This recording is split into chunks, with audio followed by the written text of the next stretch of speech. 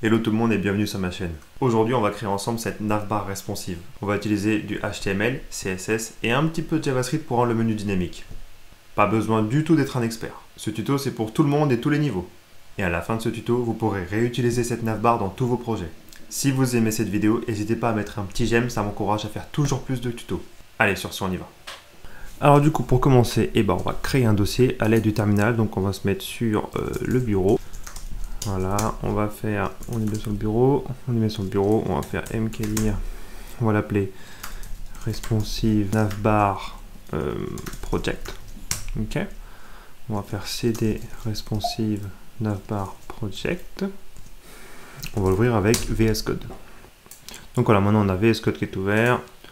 On va créer une page index.html et on va avoir besoin of course style.css.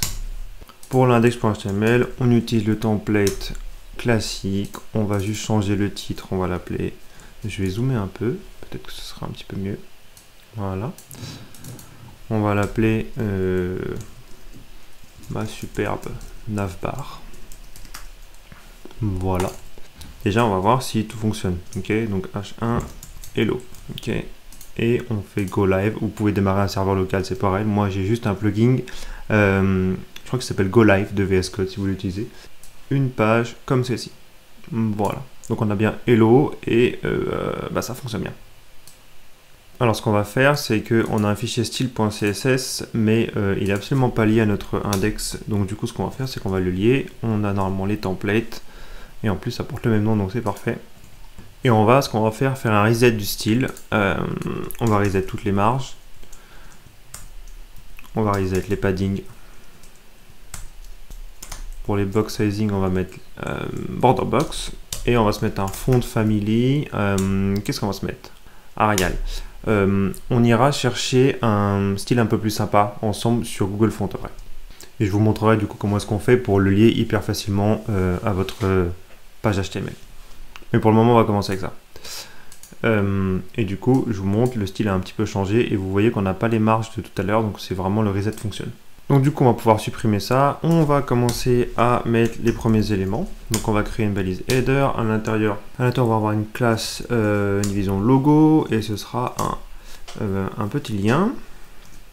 Et on va l'appeler, du coup, là vous mettez le nom de votre site internet, par exemple, ce que vous voulez. Je vous montre vite fait, hop, ça a bien fonctionné ici. On va enlever le style, tout ça après.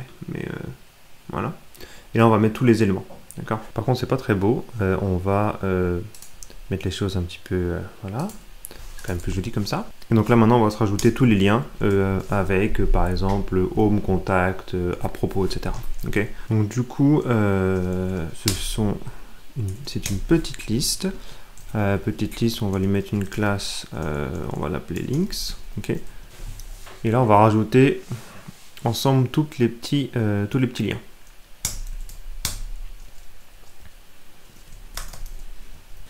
La petite astuce, vous faites option shift et flèche vers le bas et ça va permettre de beaucoup plus rapidement avoir des éléments en plus. On avait dit accueil, média. Là, on va avoir à propos,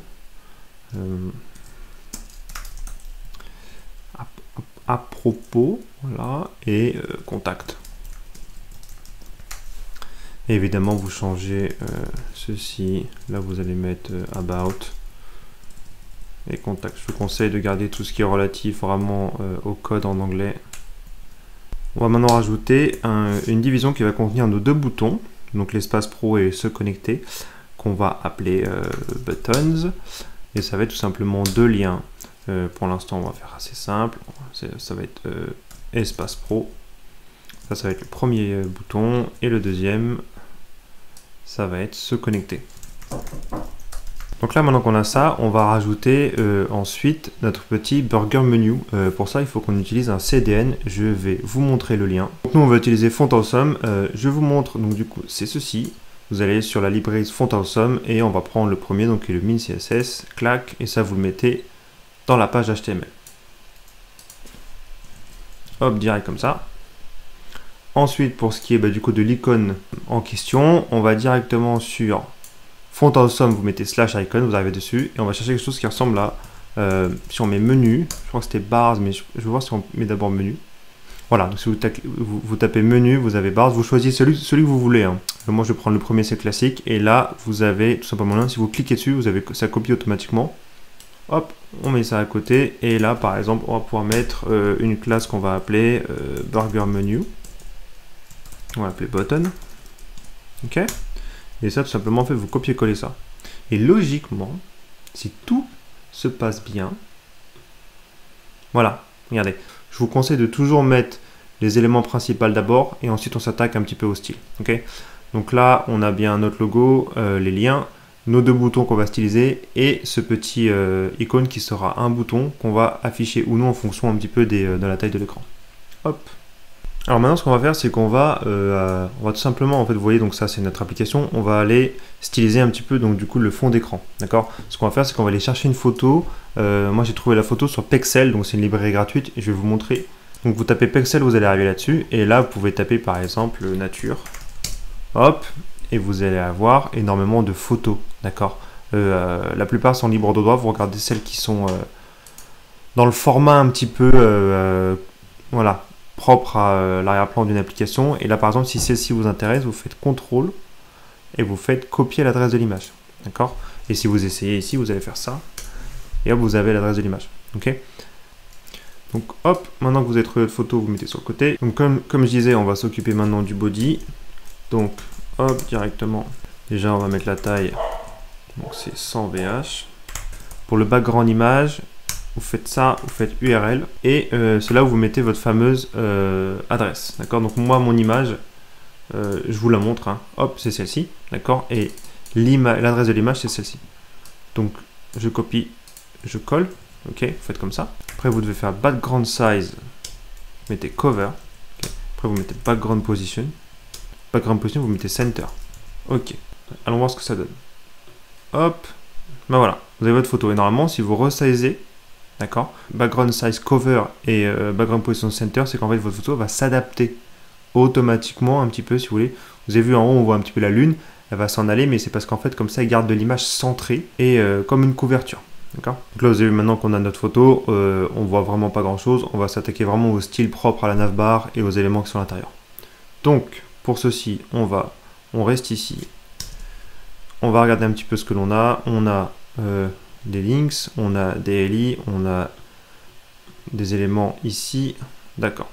Déjà les LI, on va les reset, c'est list style, vous mettez none. Ensuite on va aller directement sur les éléments text decoration, vous allez voir, on va mettre none, et je vous montre ce que ça fait, c'est qu'en fait il n'y a plus le côté souligné, d'accord, parce qu'on ne le veut pas ça. La couleur, bah, on va mettre blanc. Donc là, hop, c'est en blanc, c'est bon. Et pour le font size, on va mettre un rem. Ok. Hop, c'est pas mal. Alors moi, ce que je veux, c'est que quand je passe dessus avec ma souris, en fait, ça change de couleur. On va prévoir ça dès le départ. Ok. Donc pour ça, vous allez utiliser la propriété over. Et on va changer la couleur. Et c'est un peu un turquoise que j'ai choisi. Vous pouvez prendre la couleur que vous voulez. Du coup, regardez. On a déjà un petit peu l'effet que l'on souhaite. Ok. Voilà, maintenant, on va s'attaquer au header et à la navbar directement. Donc header, hop, je vais remonter un peu tout ça pour que vous voyez un petit peu mieux.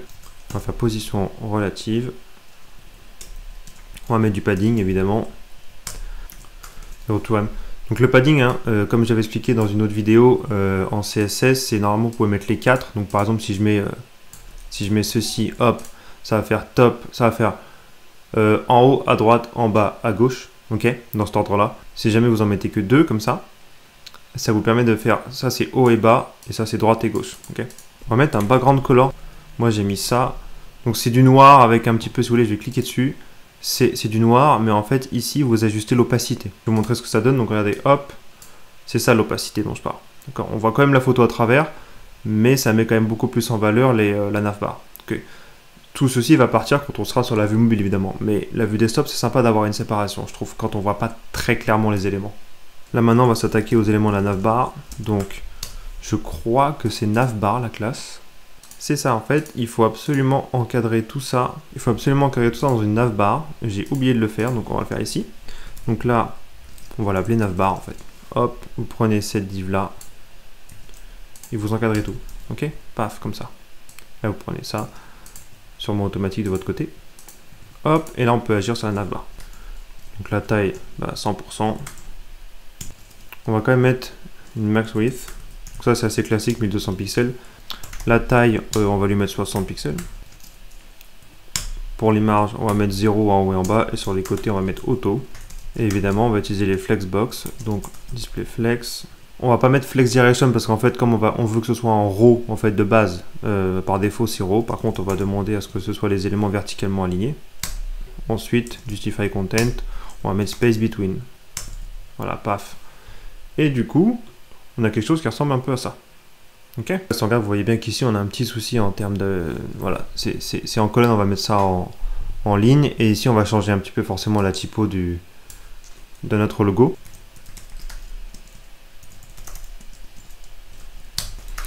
Changer font size, mettre 1.5 rem.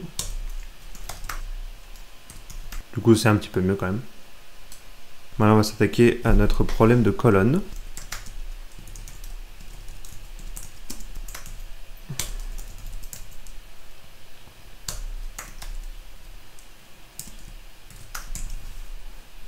Regardez, donc ce qui s'est passé, c'est que donc on a mis display flex, ça les a mis en ligne, ok, et le gap, c'est entre chaque élément.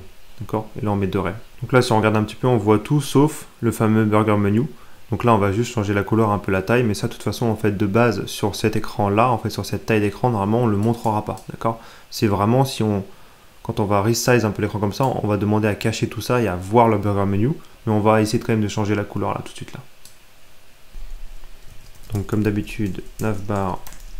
Et on l'a appelé comment? Burger menu button. Ok. Déjà la couleur, on aimerait que ce soit. Pourquoi je suis toujours en majuscule moi? La taille, on va mettre pareil, on va mettre 1,5. Et on va faire un truc sympa, c'est que cursor pointeur, on va mettre. Comme ça, à chaque fois qu'on passe dessus avec la souris, ça va faire une jolie animation. Hop, vous avez vu? Regardez, ici, hop, et dès que je passe avec la souris, voilà, on a ça. Comme je vous ai dit, on ne veut pas avoir on veut pas avoir pour l'instant, donc on va mettre de base, on va mettre none, et on le fera apparaître quand on en aura besoin. Donc quand je mets none, vous avez vu, et puis voilà. Okay. Donc là, ce qu'on va faire ensemble, c'est qu'en fait, on va changer le font. D'accord, on va rajouter un font pour que ce soit plus joli pour l'application, et on va aller sur Google Font. Ok, donc je vous montre. Vous prenez Google, vous tapez Google Font, et vous choisissez ce site-là. Et là, après, c'est votre choix. Vous choisissez un font qui vous plaît. On va prendre Poppins. Et du coup, ensuite, alors moi, je prends souvent 300 parce que c'est un peu le... Voilà, de base, vous avez, c'est celui que j'avais choisi moi. Donc, vous cliquez sur plus, ok, ici. Ensuite, vous allez sur ce petit icône-là. Et ici, vous avez les liens dont vous avez besoin pour votre index.html. Ok, vous copiez-collez ça. Voilà. On enlève ça.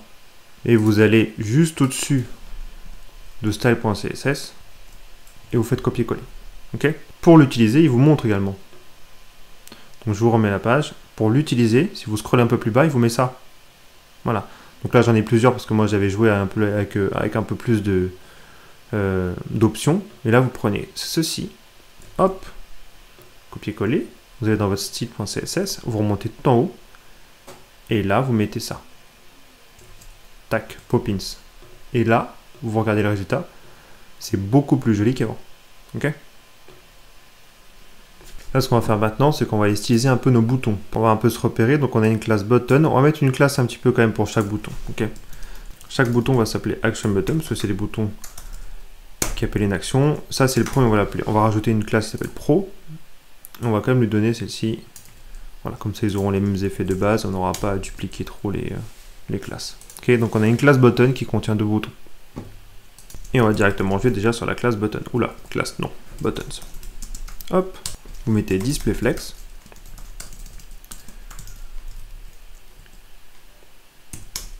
Gap, on va mettre, ça c'est l'espace qu'il y aura entre les 2 boutons. On va mettre en pixels. De toute façon, en fait, peu importe la résolution, on aimerait que la distance soit la même. Donc là, vous voyez pas très bien, mais l'écart entre les deux, ça se verra mieux après, c'est 10 pixels. Maintenant, on va styliser les boutons.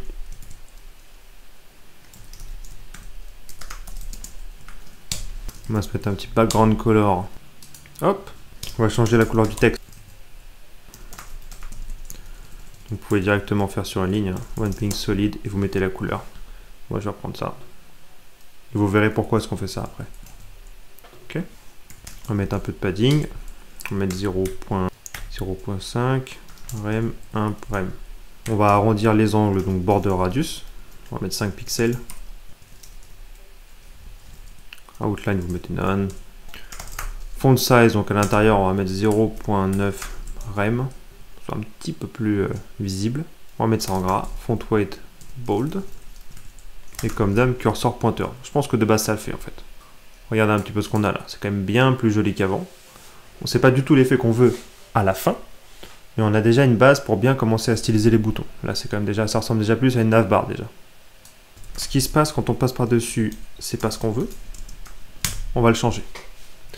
Action button. Voilà. On veut que la couleur, ce soit du blanc. On veut que les borders aussi, ce soit du blanc. Parce que je vous dis, c'est important de faire des borders pour pas que le bouton se déforme, en fait, si on en rajoute après. La couleur, vous mettez blanc. Je me trompe tout le temps. Et je vous montre. Regardez. Voilà. Ça, c'est déjà plus sympa. On a une classe qui est pour le bouton Pro, qui va permettre d'overrider un petit peu ce qu'on a fait au-dessus. Parce qu'on ne veut pas le même style pour le bouton Pro, le bouton se connecter. Ok. Background color. Nous, on veut transparent. La couleur, on veut du blanc. Et les borders aussi.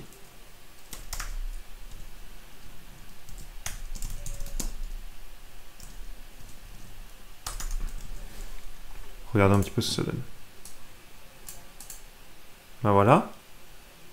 C'est plus sympa. Évidemment, maintenant, nous, on veut un autre effet. Parce que là, le blanc, en fait, il est de base déjà ici.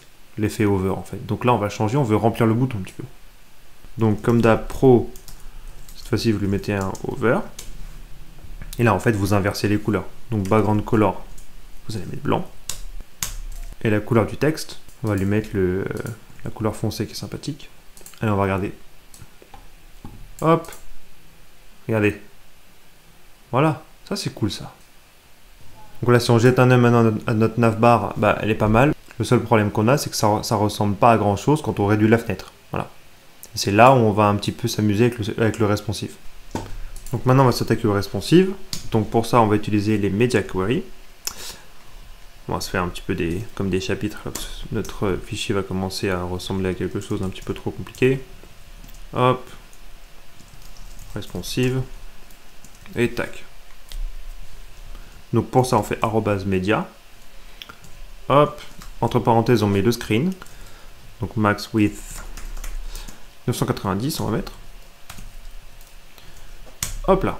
Donc là, on va mettre tout ce que l'on souhaite avoir visuellement quand on a une maximum en fait largeur jusqu'à 990 pixels. Au-delà, c'est ce qu'on a fait avant. D'accord. Dès qu'on va réduire la fenêtre et qu'on va taper 990 pixels de large, il va aller dans ce CSS là. Donc nous, on veut cacher le background un petit peu opaque que l'on a fait pour la navbar. Donc on va mettre background none. Ensuite, on va cacher tous les liens et les boutons.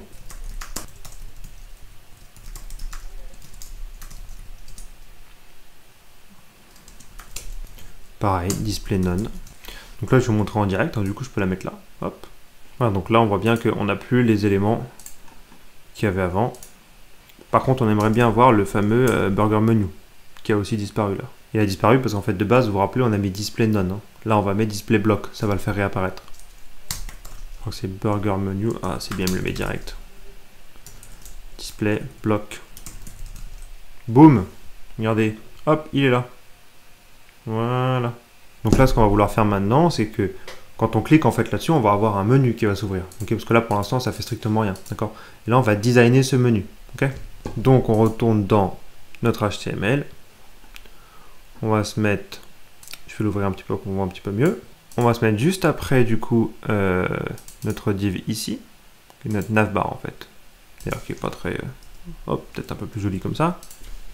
Et là, on va faire burger menu. OK. Qui va contenir encore une fois la même chose, ça va être des liens. Vous pouvez même copier-coller ce qu'on a fait au-dessus. Là, on va aller copier nos petits liens d'ailleurs, justement. Hop. Hop là. Hop là. On va faire pareil pour les boutons. La seule différence, c'est qu'on va lui mettre une autre classe quand même, évidemment. Hop. Ici. Ce que vous allez faire, c'est que vous l'avez Buttons, Burger Menu. On veut bien distinguer un petit peu les styles qui s'affichent en fonction un petit peu du responsive. Donc là, maintenant, si on regarde, voilà, vous avez vu? Ça, c'est le menu, en fait, c'est le menu qu'on souhaite afficher. D'accord? Allez, c'est parti. Le divider, on va le mettre ici. Ça va s'appeler divider. Voilà. Maintenant, on va s'attaquer un petit peu au style. Donc, on va se faire un petit... Le responsive, je le laisse tout en bas, toujours. Hop. Hop. Burger menu. Le style, c'était la classe Burger menu. Donc, tac, tac, tac, tac. De base, on va mettre display none. Hop. Mais nous, on veut le voir là pour l'instant. Donc, en fait, on va mettre de base display none parce qu'en fait, on voudra qu'il s'affiche au clic. D'accord? On veut pas en fait qu'il soit toujours affiché. Pour ça, j'avais mis de base display none. Mais là, on veut le styliser. Donc, on va le laisser afficher. Okay? Une fois qu'on aura fini le CSS, etc., on va mettre display none. Et après, on va mettre un peu de JavaScript qui fera qu'au clic sur le menu, il va s'afficher. Il y aura aussi la hauteur qu'on mettra à 0 tout à l'heure. Ça va avec le display none. Okay? Donc là, pour l'instant, on voit tout. Hop. Je vais même faire ça. Comme ça, on verra en direct. Position absolue.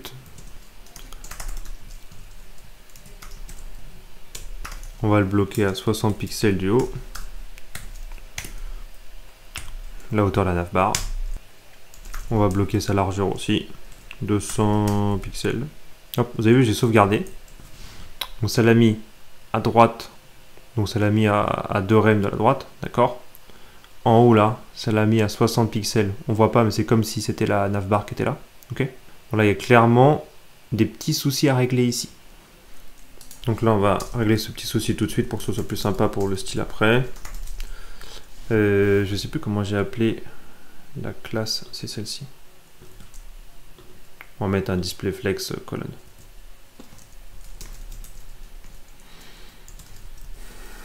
Flex direction, vous mettez colonne. Hop, voilà, ça a réglé le souci direct. On va tout centrer pour que ce soit sympa. Un petit espace entre les deux, verticalement cette fois, forcément. 10 pixels. Hein. Voilà, c'est pas mal ça. Donc vous avez vu, on a bien un petit espace ici. Pour la largeur des boutons, on va agir directement sur la classe des boutons. Donc c'est Burger Menu. Après c'est Action Button. Ouais. Et la taille, en fait, on va vouloir que ça fasse 80% du menu. Hop, voilà. Comme ça, c'est beaucoup plus joli. On va vouloir afficher le texte au milieu, évidemment. Display Flex. Justify Content. Center. Align Items. Center. Boum. Voilà, on a tout centré. Et nos boutons sont exactement comme ce que l'on souhaite. On va revenir un peu sur le Burger Menu. Maintenant qu'on a nos boutons qui sont sympas, on va se mettre un petit background sur lequel on va pouvoir du coup se mettre juste 0,2. Voilà. Donc vous voyez, on a une espèce de truc un petit peu transparent, mais en fait on va le flouter pour que ce soit encore plus stylé. Ça s'appelle backdrop filter normalement. Voilà, et là ça se met blur. Et on va mettre 15 pixels. Voilà. Là on voit pas très bien, mais c'est flouté derrière. On va se mettre un overflow hidden. On va se mettre des petits borders radius pour que ce soit plus sympa aussi. 10 pixels, ça va le faire. Ouais, c'est sympa. Maintenant, on va s'occuper des autres éléments du menu. Burger Menu. Faire la liste. Je vais remonter un petit peu. On va mettre du padding. Et là, ça va faire du bien d'un coup. Voilà. On va centrer tout ça.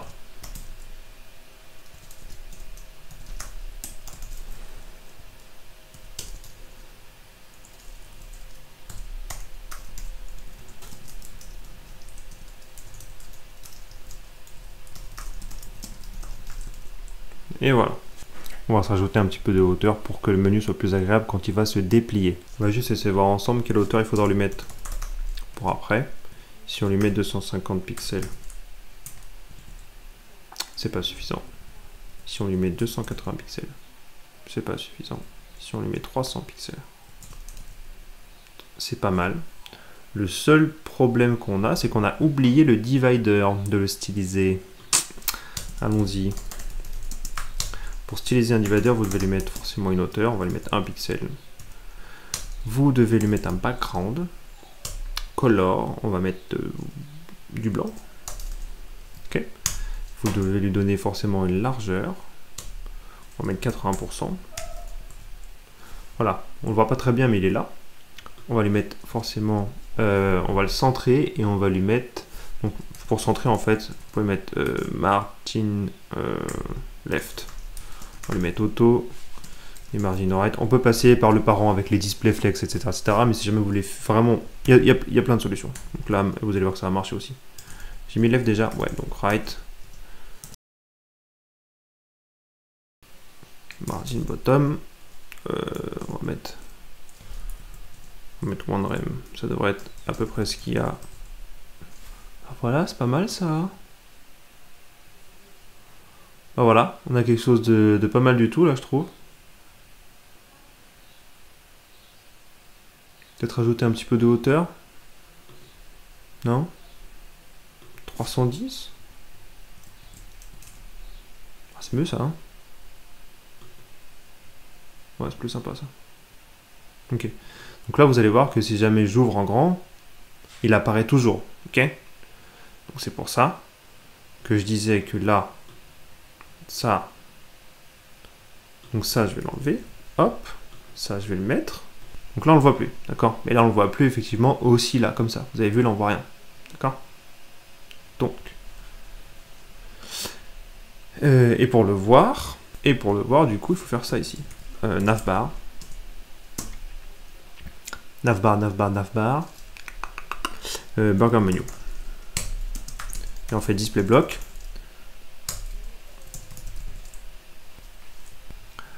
Donc là, ce qu'on va faire, c'est qu'on va enlever ça.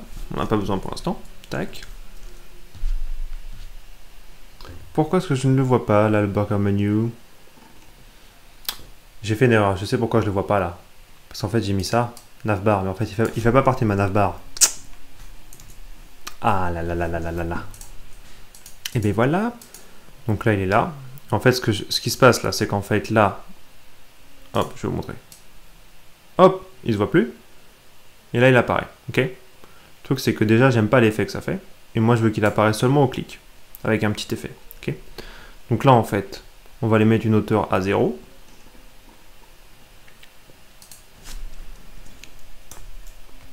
Ça, c'est pour l'effet aussi. Hein. Hop.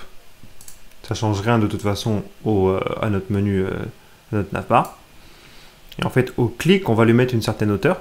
D'accord, de 310, on avait vu ensemble, je crois 320. Et on va mettre un effet sur la hauteur. Ce qui fait qu'en fait, je veux que ça descende en fait d'en haut vers le bas. C'est pour ça qu'en fait, on part de la hauteur à 0 ici. Ok, jusqu'à 320 pixels, je crois. En fait, on va lui mettre une transition, ça va apparaître comme un menu déroulant en fait. Voilà. C'est pour ça que ces éléments-là sont importants. Et on va lui mettre une classe du coup qui va s'appeler, on va rajouter une classe en fait dynamiquement avec du JavaScript qui s'appellera Open. Okay, et donc du coup, il faut qu'on explique ce que l'on souhaite au moment de cette classe. Donc ça va s'appeler Burger Menu Open. Ok. Et là, ça va être la taille. On avait dit 300, je sais plus, 320 pixels. Ce sera la surprise. Et pour tester ça, en fait, vous prenez ça. Hop, vous allez dans le HTML. Et là, vous mettez Open. Et ça marche pas. Et oui, parce que si je le mets sur les boutons, c'est intelligent. Voilà. Bah c'est pas mal, 300... Oh, c'est un peu grand, hein, 320 en fait. Où est-ce qu'on était, hein, peut-être 310, hein. Ouais, 310 c'est mieux. Voilà. Donc en fait, si vous voulez, le but, d'accord, du bouton qu'on va créer, enfin de l'animation qu'on va créer en cliquant sur ce bouton-là, c'est qu'en fait, ça va rajouter, d'accord, cette classe ou pas. Okay, donc s'il n'y a pas cette classe, on voit pas le menu. S'il y a cette classe, il y aura le menu avec un effet sympathique. Okay, hop, on l'enlève, maintenant qu'on sait que ça fonctionne. Donc là, on va s'occuper de la petite animation, justement. Alors, il faut aller au niveau du background menu.